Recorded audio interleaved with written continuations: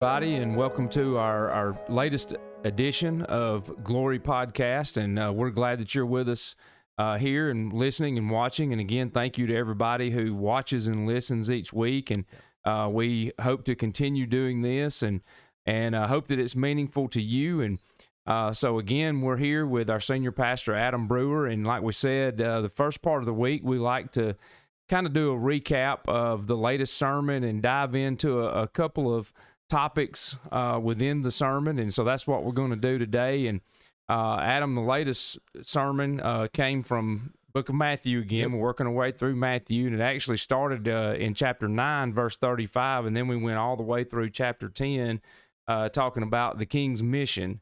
And so I know you've got some things that you want to look at today, so I'll let you dive right into it. Yeah, I had a lot of positive feedback yesterday about the challenge that it was. I also had some folks tell me they couldn't believe that we were able to cover that much in the time that we had. So I really have enjoyed preparing this and hope that it was a challenge yesterday.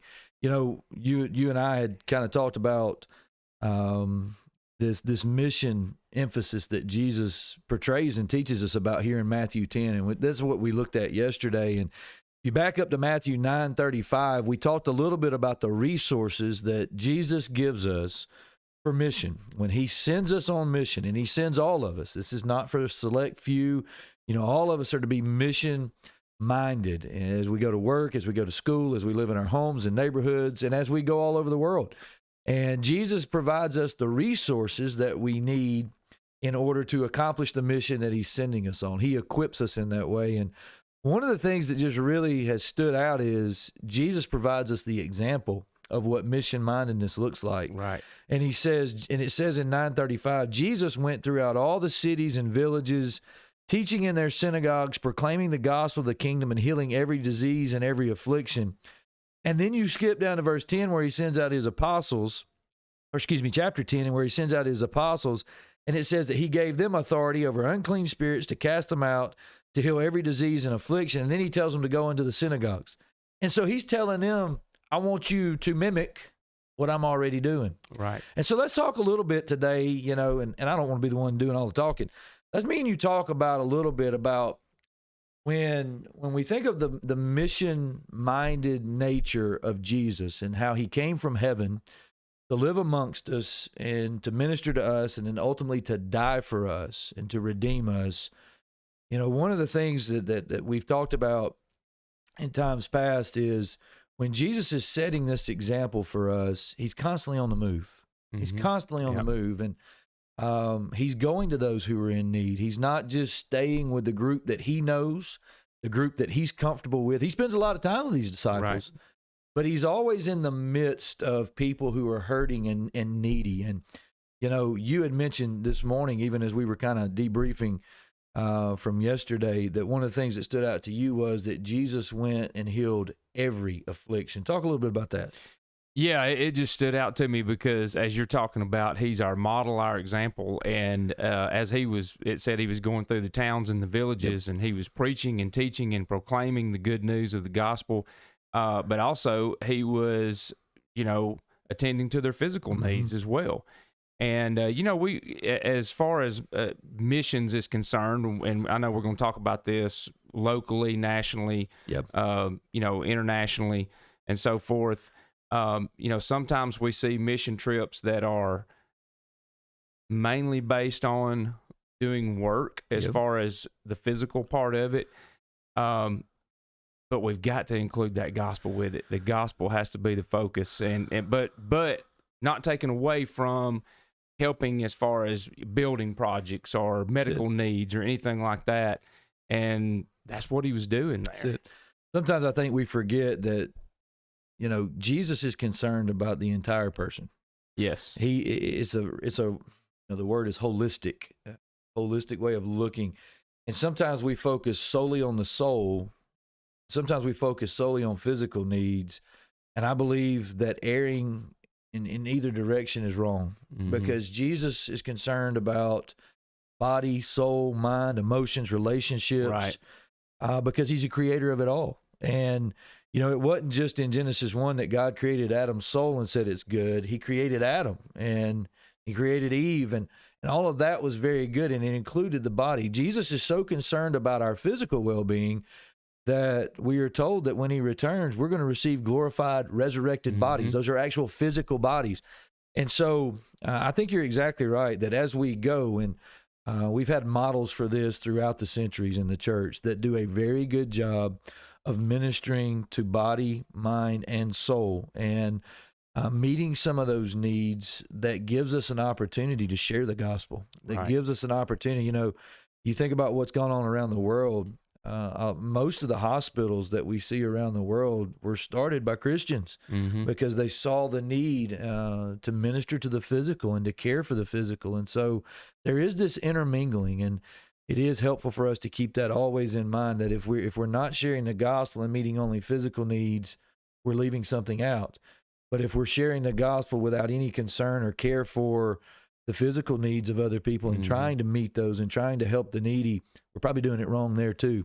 And so that is a good example of Jesus, what he did.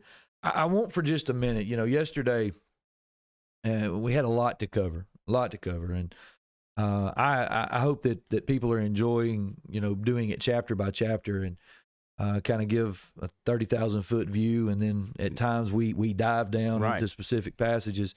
One of the things that we didn't get to cover yesterday, you know, Jesus in one particular verse, he talks about a lot of animals, and he uses a lot of different references in regards to animals. And as he's sending his disciples out, and he's challenging us to go, in verse 16, he says this: "Behold, I am sending you out as sheep in the midst of wolves, so be wise as serpents and innocent as doves." Now, Randy, when I look at this verse, there's 4 different types of animals mentioned here: sheep, wolves, serpents, and doves. And there's not a whole lot in common amongst the 4 of them. No, there's 4 different personalities. 4 different personalities. Yeah. And so I just want to talk about this because Jesus uses this picture, and it's imperative for us to understand what he's talking about here. So he's sending us out as sheep. That's pretty understandable. Sheep don't have a lot of ways to protect themselves. Sheep, in other cases, we find that sheep are pretty dumb. And so, yeah, I actually saw a video the other day of one who was stuck on its back, and it could not get up. And the shepherd had to go over there and grab its leg and turn it back over. That's what a picture for us. Right, you know, exactly. We're sheep, and we are in desperate need of a shepherd. Yes. And I'm thankful that he is the good shepherd. So he says, "I'm the shepherd. I'm sending you out as sheep in the midst of wolves." Now, we know what wolves do to sheep. Right. Wolves devour sheep. They attack sheep. And so Jesus is telling us, when I send you out, they hated me, they're going to hate you. And so we've got this understanding that this is not going to be pleasant at all times, that there is very likely going to be attack, persecution. And Jesus says, go anyway, and know that I'm with you. But as you're going, as you are a sheep going into the midst of wolves, he turns to 2 other types of animals, and he says, be wise as serpents and innocent as doves. So here I am as a sheep going out, and I know that persecution's coming. I know that I'm going to be attacked. I know I'm going to be hated for the gospel. But Jesus wants to clarify, and he basically says, let them hate you because of the gospel and the shepherd that you're serving, and not because you're a jerk. You know, this first illustration, be wise as serpents. Back to what we were talking about with the example of Jesus. I want us to think for a minute. When Jesus was before Pilate and the Sanhedrin, the night that he was betrayed, Jesus there is kind of a sheep, being mistreated, being attacked, and ultimately devoured and killed. And yet, we notice that when Jesus is on trial, when Jesus is asked to give an answer, you know, are you the king? Are you guilty of this? And over and over and over, Jesus was very wise with his words. Right. And that's the idea of a serpent. A serpent is crafty and deceitful. And often in the Bible, serpent is used in a negative connotation and context to view how Satan tries to deceive and tempt us. But here Jesus turns it around and says, you ought to be this. Not deceiving, not that we're to be cunning in that way, but we're to be smart. And basically what he's saying is, don't be a jerk and give them reason to hate you.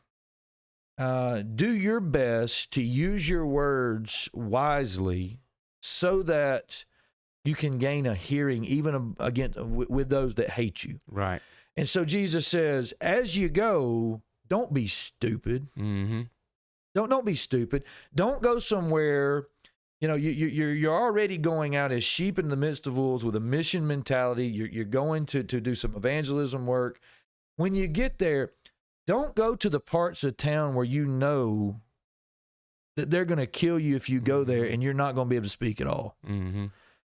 Have a little sense about you. He says, I've given you common sense. Be wise as serpents. And then the second part is be innocent as doves.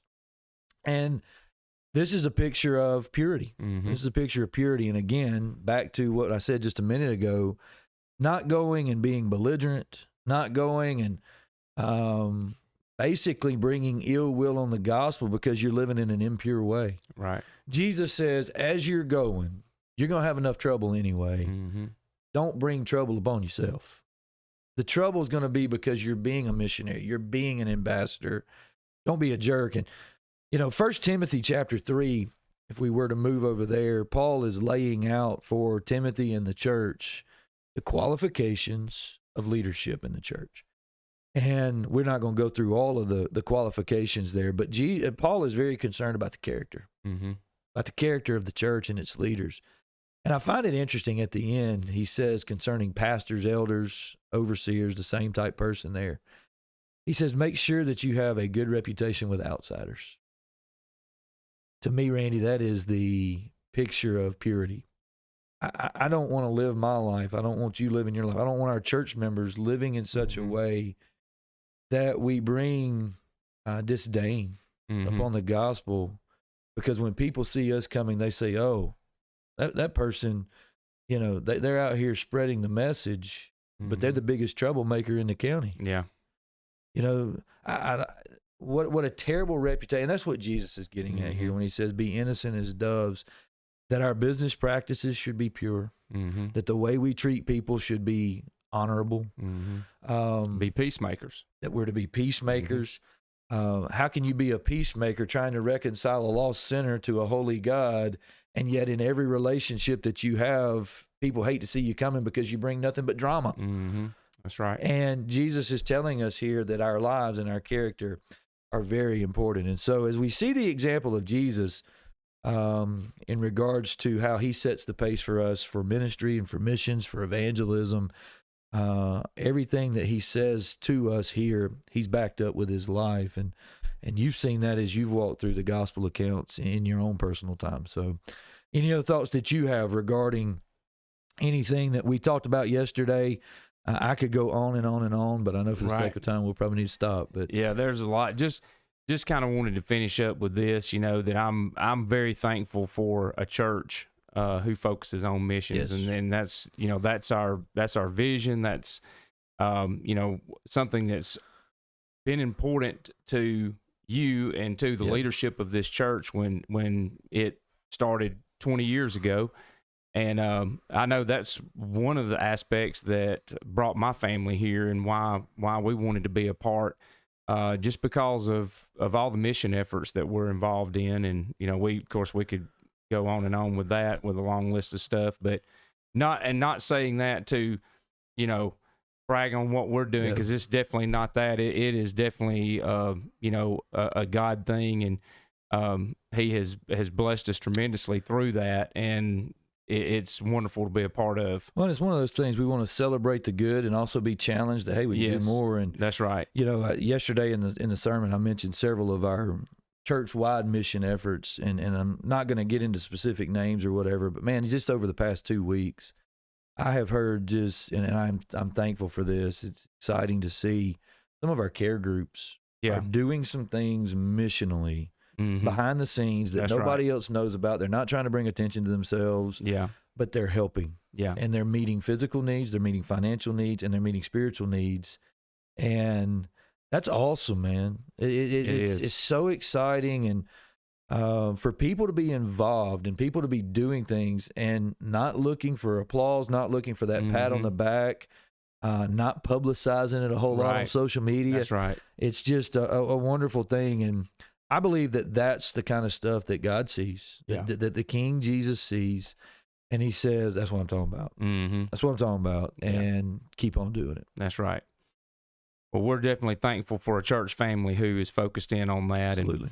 And so good word today, Adam, and look forward to next week, which will be Matthew 11. Okay. Very interesting. I had thought about a couple of weeks ago, knowing we were getting ready for Palm Sunday and Easter. Yeah. Do I need to skip ahead and, do Matthew 27, 28? And as I've been reading and studying, the Lord has shown me just keep going. Matthew 11 and 12 deal with Jesus is predicting and talking about his impending death. Mm-hmm. And so we're just going to keep marching on as Palm Sunday and Easter come, and probably a couple passages that you hadn't heard on Easter or Good Friday that speak to Jesus' death nonetheless. And so we're going to keep going on. That sounds great. Well, again, we thank you all for being with us today. And again, if you don't have a church home, we have services on Wednesday night at 6 o'clock, Sunday morning at 9 and 10:30. And so we invite you to come be a part. And I know that a lot of you are watching this on our Facebook page, so you can continue watching there. You can also subscribe to YouTube, Glory Fellowship there, and go to our app, go to our website. So any of those places you can watch this podcast. And so thanks again for being with us. Thank you.